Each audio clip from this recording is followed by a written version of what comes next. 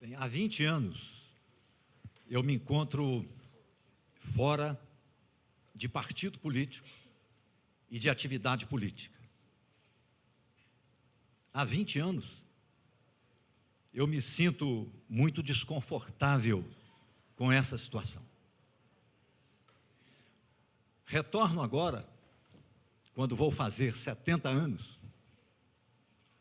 através da rede, a mão da rede. Destino, depois de 20 anos, como candidato a governador de Minas Gerais.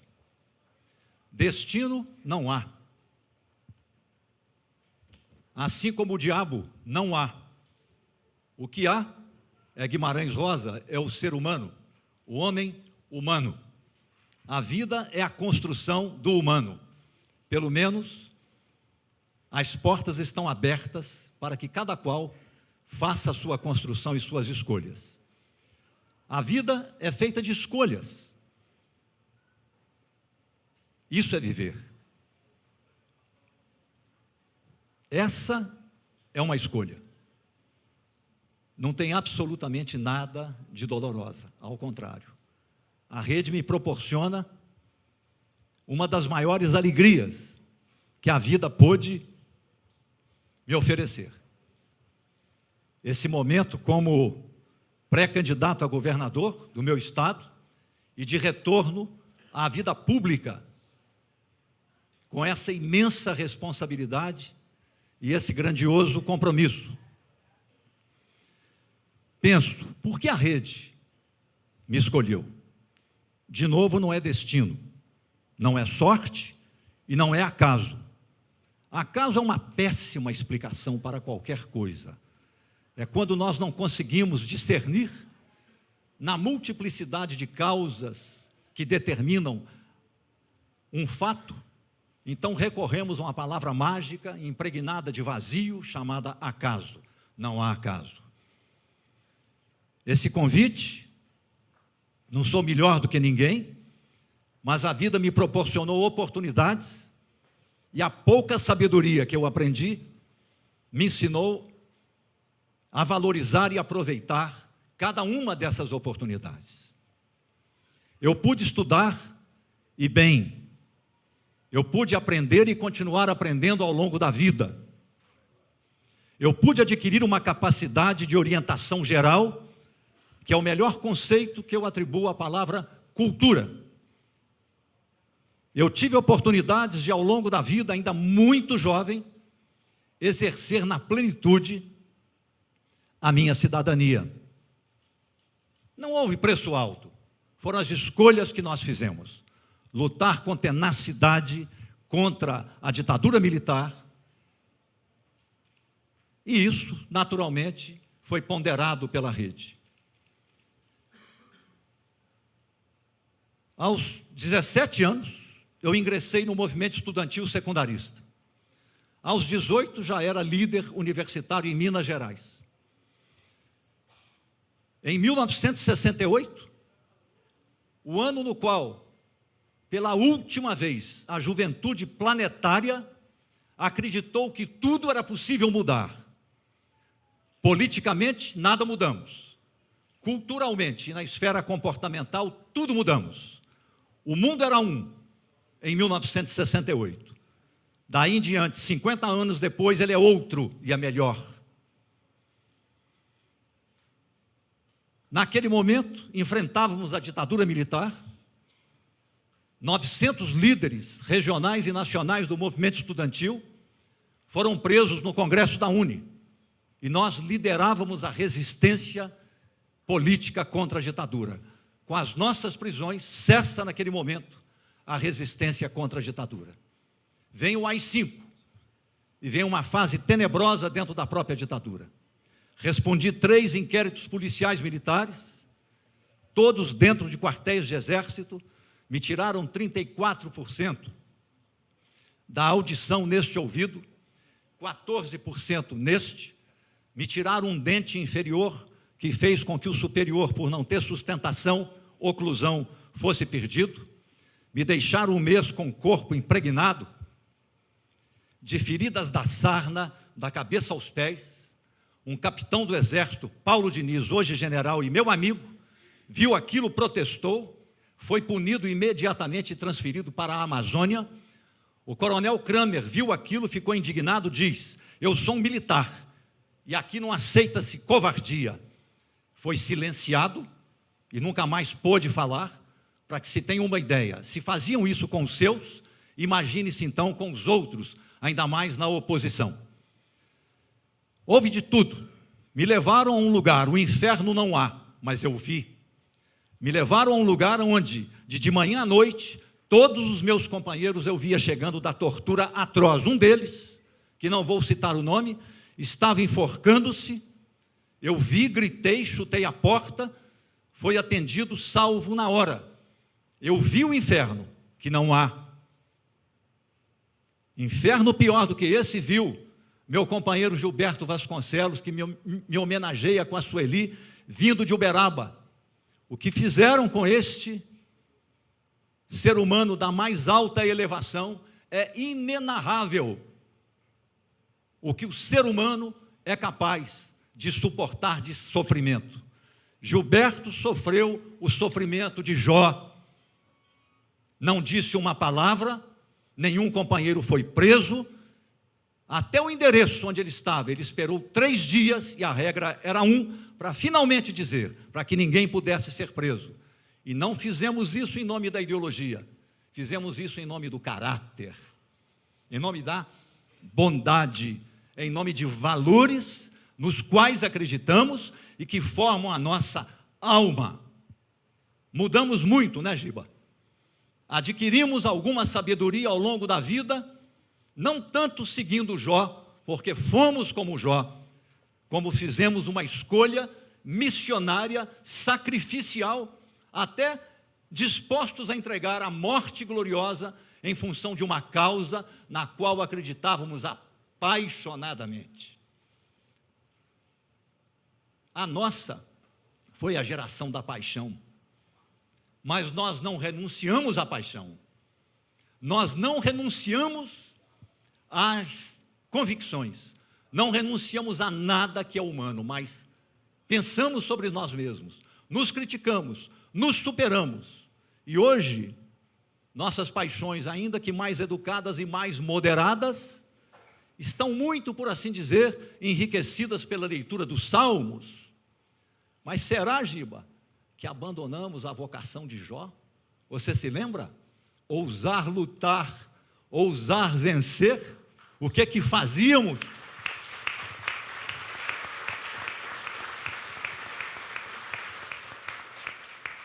Era o lema de uma organização da luta armada guerrilheira chamada Vanguarda Armada Revolucionária Palmares, que sucedeu Comandos de Libertação Nacional. Era o que nós acreditávamos. Não renunciamos, mas superamos. Estávamos certos? Não. Estávamos errados. Tanto é que não deixamos um legado de ideias políticas para as gerações vindouras, mas deixamos um legado, uma herança de compromisso com a luta, e isso valeu muito. E hoje, aqui, por que a rede? De certo modo, Marina, eu volto a 1968, que a crise brasileira e a crise em Minas são tão graves que nós precisamos das virtudes de 1968, mas precisamos da sabedoria que 1968 não nos ensinou. Que virtudes são essas? Coragem, a mãe de todas as virtudes. Alegria, risco, ser realista, queira o impossível. O nosso realismo de 1968 tinha esse lema: seja realista, exija o impossível. Isso nós mantemos vivo. A ousadia e a característica fundamental da geração de 1968, a paixão. O desejo humano é lábil, é transitório. O desejo se esgota nele mesmo. A paixão é a continuidade do desejo no tempo. Mas se as nossas eram paixões sacrificiais nos idos de 68, As nossas paixões de hoje são mais educadas, são mais racionalizadas, mas não abdicaram da utopia. Seja realista, queira o impossível. O que nós queremos é o impossível. O que a rede nos ensina? E por que a rede me atrai? Primeiro, a ideia muito nobre de sustentabilidade. Segundo, a coragem que a rede tem, sendo uma organização de centro-esquerda, de assumir com toda clareza: nós defendemos a economia de mercado, não nos causa nenhum mal-estar vivermos numa sociedade capitalista, desde que com democracia e republicanismo, e desde que no capitalismo os empresários sejam cada vez mais instados a investir na produção e menos no rentismo, elevar a produtividade, ousar competir, ousar se estabelecer pelo talento, pela qualificação, obtendo lucro razoável, merecido, que não há que se fazer uma demonização do lucro em sociedades de mercado, seria autocontraditório. Mas desde que isso se faça numa sociedade contratualizada, numa sociedade democrática, temos a democracia e temos o capitalismo, temos a divisão entre os poderes, temos as instituições dos partidos políticos, do governo democrático com revezamento periódico a cada eleição, eleições livres e bem controladas e bem conduzidas. Temos plenas liberdades civis e individuais. Temos a liberdade de imprensa. No entanto, a democracia, com o passar do tempo, está nos comunicando mal-estar. Que vem uma situação de crescimento econômico sucedido por uma situação cíclica de crise, e a democracia vai ficando desacreditada aos olhos da maioria da população. A rede traz à reflexão a ideia de que economia de mercado, com democracia plena e uma certa radicalização da democracia, com republicanismo. Isso é novo. O que é o republicanismo? Todos os indivíduos são iguais perante a lei. Não há ninguém acima do bem e do mal, ninguém acima da lei, não há ninguém que possa obter preferências. Nenhum privilégio. Por isso que a rede, ao lado de propor a Operação Lava Voto, como diz a Marina, deve propor também a Operação Lava Casta, porque se não é nenhum privilégio, aqueles mesmos profissionais que tanto hoje dignificam a sociedade brasileira, liderando e implementando a Operação Lava Jato e outras similares, enquanto homens públicos têm sido republicanos invejáveis que o Brasil elogia, mas enquanto indivíduos privados fecham-se em silêncio diante dos privilégios de casta, das altas remunerações que obtêm e mais as cascatas, por assim dizer, de complementos da remuneração que a Constituição não autoriza. Então é autocontraditório que na mesma pessoa, que como homem público age como um notável cidadão, e todos levam o país à expectativa de que finalmente o país seja passado a limpo e a corrupção seja decisivamente enfrentada, precisam dar o segundo passo republicano de abjurar, de rejeitar qualquer privilégio de casta. E nós precisamos fazer isso na rede, no plano nacional e nos planos estaduais. A Operação Lava Casta. Temos que praticar equidade, mas a equidade focaliza os mais frágeis, os mais vulneráveis e os mais pobres. A equidade apenas leva ao reformismo fraco. Nós precisamos ir além, diminuir e enfrentar as desigualdades para eliminar definitivamente a pobreza. Isso depende do reformismo forte. O reformismo forte é a revolução na educação, é a revolução no SUS. O reformismo forte, por exemplo, não é esperar dinheiro federal para criar, por fim, a rede metropolitana de metrô, para atender São Benedito, atender o Veneza e Areias, atender a região de Ibirité, atender Contagem e Betim, atender todas as grandes periferias metropolitanas. Esperar que um dia venha o dinheiro federal que é devido? Por que não? Se o governo é, por assim dizer, o concessionário de todas as permissões do transporte intermunicipal no território de Minas, se a lei permitir, ou se não permitir, por que não reformá-la? com plena valorização do direito à propriedade privada a operar o transporte, que ela faz melhor. Mas cada um que vencer as licitações nacionais para transporte intermunicipal, que nós vamos botar um fim nos monopólios que cancelam licitações ano a ano para controlar o transporte intermunicipal em cada região de Minas e financiar, através da corrupção, a corrupção da própria prática da política e, com isso, violar a democracia e o republicanismo. Bons empresários do Brasil inteiro, bem-vindos na competição capitalista, pelo mérito, pela capacidade, pela inventividade, pela produtividade. Mas cada um que vencer a licitação por prazo prolongado, com avaliação do desempenho para manter o prazo prolongado, deverá contribuir numa empresa público-privada, na forma de ações para um fundo, num percentual pequeno, proporcional, que não ofenda o lucro razoável, como acionistas coproprietários e financiadores de uma rede metropolitana de metrô. Eu vou buscar o dinheiro para isso onde o dinheiro está, e sem ofender o direito ao lucro e à propriedade, mas vou buscar lá. Isso chama-se reformismo forte. Não vou permitir que as populações metropolitanas permaneçam como populações dormitório, ofendidas no dia a dia, porque despendem 3 horas no transporte, ida e vinda, local de trabalho, local de moradia. São seres humanos.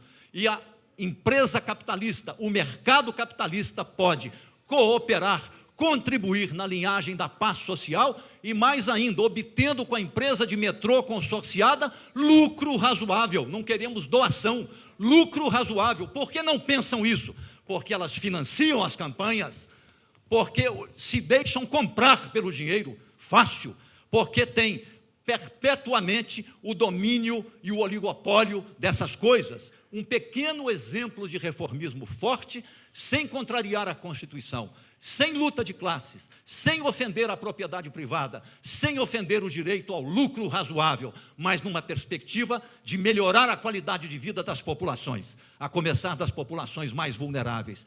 Isso a rede acolhe, isso a rede tem no coração. A rede traz as juventudes para dentro da vida pública e política. A rede aproxima gerações. E a rede tem, na Marina Silva, uma líder que reúne para mim a mais fundamental virtude, a coragem moral, ao lado da exemplaridade.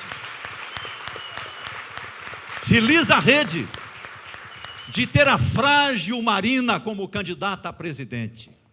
Essa frágil Marina, que hoje é convidada pelo MIT, em Boston, para dar conferências e ciclos de seminários, convidada pela Universidade Brown, que acaba de chegar da Holanda e da Inglaterra, onde faz conferências e seminários, que é convidada pela Fundação Dom Cabral para dar cursos e seminários, coisa que ela não fala.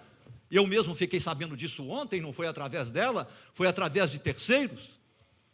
Essa mesma Marina, que morando lá na floresta, aos 14 anos, perde a mãe com 36 anos de idade, o pai, apaixonado pela esposa, entra em depressão profunda, e ela perdeu o pai há poucos dias, aos 90 anos de idade, e a depressão profunda levou a uma tristeza e a inação. Todos confiavam naquela família, que era um exemplo em toda a região, e continuaram fornecendo os víveres para a manutenção da grande família, salvo engano, de 10 irmãos. Em 4 meses, as dívidas se acumularam.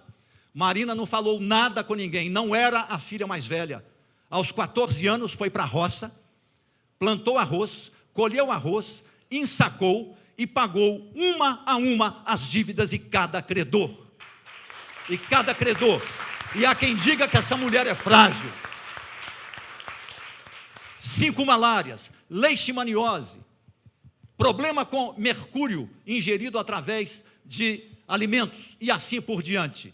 Essa mulher frágil é como a castanheira amazônica, elevada, virtuosa e forte, porque tem a coragem no coração e tem a coragem moral de exemplo de dignidade e um notável preparo humano de sabedoria e um notável preparo intelectual, e não sabia das suas estrepulias na área da psicanálise. Não sabia. Essa é a nossa candidata a presidente da República, que nós todos vamos trabalhar para eleger.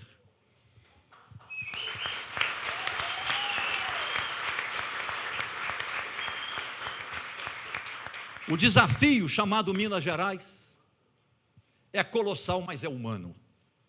Nós vamos criticar a situação que nós estamos observando. Mas, se formos eleitos, eu lhes prometo que a partir da posse, nunca mais olharei para o retrovisor e farei uma crítica aos predecessores. Porque se somos candidatos, nós sabemos a realidade que estamos enfrentando. Se somos candidatos, temos que dar o testemunho do nosso preparo para enfrentar a crise e superá-la. Lamentar o para trás é coisa dos fracos. Nós vamos criticar, mas o problema será nosso e vamos resolver. O orçamento para 2018 é de 92 bilhões, a despesa estimada em 101, um déficit de 8, mais os esqueletos no armário, como o dos precatórios de 6,5 bilhões, afora o saque de recursos do Fundo Previdenciário, que, aliás, não foi este governador que fez, foi o último governo tucano. Minas tem uma crise muito próxima à situação do Rio de Janeiro. Ela tem duas causas. A primeira causa, mais estrutural, o próprio governo federal, na ocasião do PT, com a presidente Dilma Rousseff, gerou. Dilma, do alto do seu voluntarismo ideológico e da sua onipotência da vontade, inventou um modelo chamado Nova Matriz Econômica, cujo resultado, 4 anos depois, foi 13 milhões de desempregados contra 5 quando ela entrou, inflação de 10%, a dívida pública saltou do patamar dos 40% para mais de 72%, na relação com o produto interno bruto, altíssima, quase impagável, e a renda média do trabalho do trabalhador brasileiro caiu e voltou a crescer a desigualdade. Esse foi o legado. O atual governador de Minas era ministro, e como tal coautor dessa crise, porque tinha influência, de alguma forma, na tomada de decisões. Então, todos os estados foram como que emoldurados pela crise nacional gerada pelo governo federal na era do PT. Até um certo momento ampliado pelo governo Temer, que todos nós sabemos da sua originária ilegitimidade, falta de autenticidade e falta total de confiança para propor qualquer coisa que seja, ainda mais grandes reformas como previdenciária, trabalhista e outras mais, porque não tem confiança e legitimidade. Isso tem que nascer de governos legítimos, de um parlamento mais legítimo e de um amplo debate com a sociedade, embora sejam reformas estruturadoras absolutamente inadiáveis e essenciais, mas que têm que ser lideradas por líderes políticos que tenham confiança e autenticidade para formar consensos verdadeiros e implementar isso em meio a um tempo de sacrifício. A outra crise que redundou na atual foi gerada aqui, nos governos tucanos. Nos governos de Aécio Neves, nós tivemos uma paralisia de investimentos, embora fosse um governo que tivesse foco, não era um governo disperso, tivesse foco. Perdemos a Fiat Jeeps para Pernambuco, perdemos, e não se sabe qual foi a troca. Eu sei que os privilégios em Furnas continuaram, governo nacional do PT, os privilégios em Furnas para Aécio continuaram, mas perdemos a Fiat Jeep, a mais moderna fábrica de automóveis do grupo Fiat Chrysler, para Pernambuco, como perdemos uma fábrica em Betim de acrílico líquido para a Bahia, afora outras perdas. No último governo tucano nós tivemos o máximo da perda das perdas. Nós perdemos para Goiás, perdemos para outros estados, isenções fiscais e coisas dessa natureza e nenhum crescimento. O choque de gestão foi apenas para o alto, para as altas burocracias e os poderes do Estado. Viu o alto, não viu a sociedade. A educação em crise. Essas duas crises se juntaram, a federal e a estadual herdada, para produzir essa monumental crise que agora temos em Minas Gerais. O atual governador poderia ter feito o que é razoável, desde o primeiro mês do seu governo. Por exemplo, seus colegas de partido, governador do Piauí e do Ceará, fizeram no ano passado um profundo ajuste fiscal em seus estados. Inclusive, surpresa das surpresas, teto de gastos do Temer, só que com duração de 10 anos. O PT do Piauí e o PT do Ceará, teto de gastos por 10 anos e uma série de medidas de controle e contenção fiscal que não impeçam a retomada do desenvolvimento. O que fez o governo de Minas nesse sentido? Absolutamente nada. O que pretendemos fazer? Nós vamos reduzir o número de secretarias. Pelos estudos que já fiz e os conselhos que tenho recebido, sem nenhum prejuízo dos alvos, nós podemos, com absoluta certeza, suprimir 5 secretarias de Estado. Eu vou reduzir em 25%, manter 75% e reduzir 25% o total de cargos em comissão. Cargos em comissão. 90% dos cargos em comissão remanescentes serão ocupados por funcionários de carreira segundo o mérito, segundo a qualificação, segundo a produtividade. Não importa em quem votaram, a que partido pertençam. Vamos trabalhar numa linha de interiorizar o governo e trazer os interiores para dentro do governo, ao invés de apenas governar com as elites de um empresariado cartorial, as elites de privilégios. Entender as regiões, as vocações regionais e desenvolver Minas Gerais economicamente a partir das vocações. Quando eu vejo a vinícola em Piranguçu, no Alto da Mantiqueira, quando eu vejo a produção de azeite em Maria da Fé e em Delfim Moreira, quando eu vejo a volta da produção de trigo, agora perto de Três Corações, quando eu vejo o eixo São João del Rei até a região das estâncias hidrominerais completamente ocupado com plantação de grãos, aí estão as vocações que nós temos que descobrir em cada região de Minas Gerais, apoiá-las, maximizá-las e apoiar os empreendedores. Teremos soluções para todos os nossos problemas, com gradualismo, com reformismo forte, com republicanismo. O maior fator de potencialização do desenvolvimento econômico em Minas é a inteligência e o talento. Nós temos 12 universidades federais e uma PUC, mas não há mobilização das universidades para que o talento esteja a serviço do desenvolvimento e do republicanismo. Eu quero liderar esse debate nas universidades e mobilizá-las em função do desenvolvimento. Todo o território de Minas, 360 graus, tem universidades federais, mas parece que elas não existem para a sociedade. Nós somos produtores de teatro, de cinema, de literatura, de poesia, de talento, de ótimos empresários e exportamos. Memorialista nós exportamos, balé de nível internacional nós exportamos. Nós temos que interiorizar e distribuir melhores oportunidades. Isto é possível trabalhando em equipe. Com a Assembleia Legislativa não teremos problema. Será tolerância na divergência, respeito mútuo o tempo inteiro. Por fim, essa campanha eu desejo dedicá-la à minha mulher, Virgínia.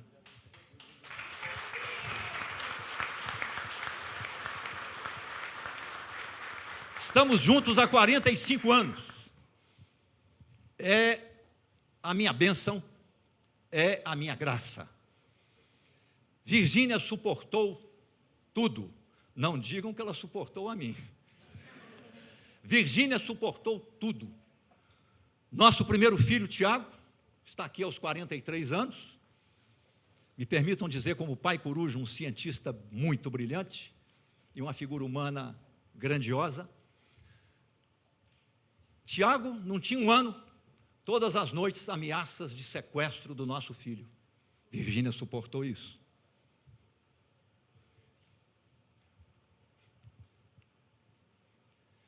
Na porta da nossa casa, muito estranho, me deram um tiro na perna. Não fiz queixa, porque se fizesse queixa, eu seria o investigado. Tal o modo como eu era perseguido pela ditadura naquela ocasião, depois de voltar do exílio. Quando as coisas melhoraram, eu, professor universitário, o general Antônio Bandeira e a diretoria de segurança interna do Ministério da Educação me caçaram da Universidade Federal de Minas Gerais. E assim foi. Criamos vários jornais, como foi dito. Eu era editor do jornal Em Tempo, aqui na sucursal, em Belo Horizonte, quando publicamos a lista de 444 torturadores. Numa madrugada explodiram uma granada na minha máquina de escrever, que foi partida ao meio. Logo adiante, trabalhando na Fundação João Pinheiro, fui demitido pelo governo Francelino Pereira pelo fato de fazer uma denúncia daquele governo. E eu, no momento em que fundava o PT e tinha sido eleito seu primeiro secretário-geral. Virgínia suportou tudo isso. É com imensa alegria no coração que eu tenho ela do meu lado e dedico a ela essa campanha. Lembro aqui Beto, os Pesutti, Maria do Carmo Barcelos, os que se foram e já morreram. Lembro o Jorge Batista, nosso companheiro. E essa campanha é em memória e em intenção de cada um desses nossos velhos companheiros, né, Giba? Por fim,